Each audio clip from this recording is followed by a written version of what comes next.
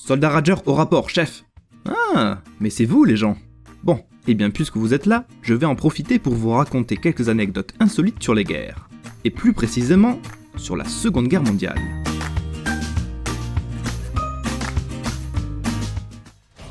Numéro 1. Oui, un sous-marin allemand fut détruit par un camion. Non, c'est pas une blague. Alors, cet événement plutôt insolite s'est déroulé dans les eaux de l'océan Atlantique. Un sous-marin allemand, fourbe et furtif, torpilla à la chaîne plusieurs bateaux alliés qui transportaient des camions militaires. Le commandant du sous-marin, super fier de son action, ordonna à ses hommes de remonter à la surface pour voir le résultat de son attaque. Mais malheureusement, à ce moment-là, un bateau explosa. Et la déflagration fut si importante qu'elle envoya plusieurs camions dans les airs. Vous devinez la suite ? Eh oui, un des camions retomba pile sur le sous-marin, explosant sa coque. Ce qui fit sombrer le sous-marin et tout son équipage au fin fond de l'océan. Numéro 2. Comment réussir à obtenir une médaille d'honneur durant la guerre ? Un soldat français de la résistance a trouvé la réponse en tuant 2 officiers nazis. Oui, c'est plutôt pas mal, oui. Il fut évidemment décoré pour son courage et on l'autorisa à prendre des vacances bien méritées, loin des combats. Alors, arrivé chez lui, on l'accueillit comme un roi. Le mec, c'était le badass du village. Mais sa joie fut de très courte durée, parce qu'il découvrit qu'un des officiers nazis qu'il avait tué avait été l'amant de sa mère et que c'était probablement son père. Mais en plus de ça, on l'informa que les 2 officiers nazis étaient en fait 2 frères. Oui, le malheureux soldat badass avait en réalité tué son père et son oncle. Oups. Numéro 3. Et on continue dans le badass avec l'histoire de Hiro Onoda. Alors lui, ce qu'il avait de badass, c'était plutôt sa détermination. Ce soldat japonais débarqua en 1944 aux Philippines, où il reçut l'ordre de son supérieur de retarder coûte que coûte le débarquement des Américains. Malheureusement, en 1945, toute l'armée japonaise fut anéantie. Toute ? Non, car un petit groupe d'irréductibles soldats résistait encore et toujours à l'envahisseur. Et je vous le donne en mille, Onoda faisait partie de ce groupe de 4 soldats.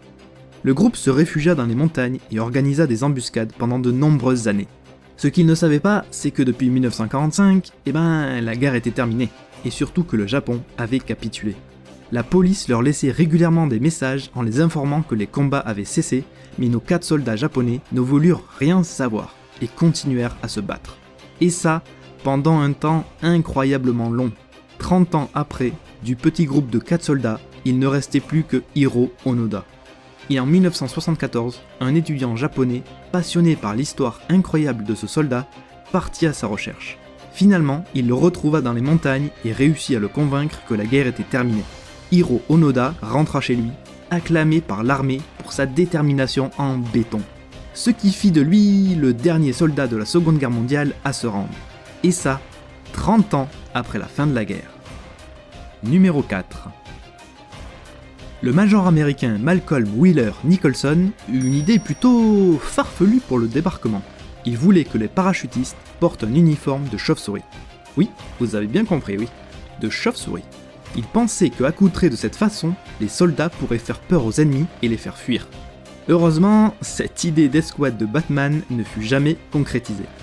Mais le plus étonnant dans cette histoire, c'est que Malcolm, après la fin de la guerre, il fonda une maison d'édition, la National Allied Publications. Ce qu'il faut savoir, c'est que cette maison d'édition est à l'origine directe de la création de DC Comics. Coïncidence ? Numéro 5. Sam était un chat.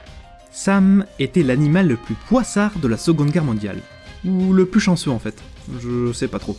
Sam embarqua au début de la guerre sur un navire allemand, le Bismarck. Ce navire fut détruit par l'armée britannique et aucun membre de l'équipage ne survécut, hormis Sam. Du coup, il fut recueilli par des marins et il embarqua sur le HMS Cossack, qui, manque de bol, fut torpillé et détruit quelques semaines après.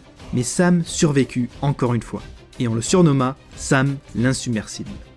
Et puis on l'embarqua sur le porte-avions HMS Ark Royal, qui, comme ses prédécesseurs, connut un destin tragique. Il fut torpillé et détruit. On retrouva Sam, qui dérivait seul sur une planche de bois au milieu de l'océan. Et finalement, sa carrière militaire s'arrêta là. Ouf. Sam vécut heureux dans une famille en Irlande et il mourut de cause naturelle en 1955. Numéro 6. 25 février 1942. Des flashs lumineux apparaissent dans le ciel de Los Angeles. C'est la panique totale. Certains y voient une attaque de bombardiers japonais, d'autres y voient carrément une attaque extraterrestre. Le gouvernement doit rapidement prendre une décision. Et il en prend une. Celle de mitrailler le ciel en continu. Et ça, pendant 2 jours entiers. Je vous raconte pas le nombre de munitions gaspillées. Parce qu'au final, il s'avéra que les flashs lumineux, c'était ni des bombardiers japonais, ni des ovnis. Non, c'était juste des ballons météo qui avaient dérivé dans le ciel. Numéro 7. Le 9 août 1942, en plein pendant la guerre, eut lieu un match de foot entre soviétiques et allemands. Vous vous dites peut-être que ce match fut une lueur d'espoir, un moment de paix entre ces deux nations ennemies, comme avait pu l'être le match de 1914 durant la trêve de Noël. Mais ne vous réjouissez pas trop vite. On surnomma ce match le match de la mort. Alors, il opposa des joueurs de l'équipe du Dynamo Kiev à des joueurs de la Flak Elf, qui était l'équipe de l'armée de l'air allemande. Et ce qu'on peut dire, c'est que même avant que le match n'ait commencé, ça puait grave du cul pour l'équipe soviétique. Premièrement, le match eut lieu en Allemagne, et l'équipe soviétique reçut un nombre incalculable de lettres d'insultes et de menaces de mort. Et deuxièmement, juste pour alimenter un peu plus les tensions, le match fut arbitré par un officier SS. Plutôt sympa, non ?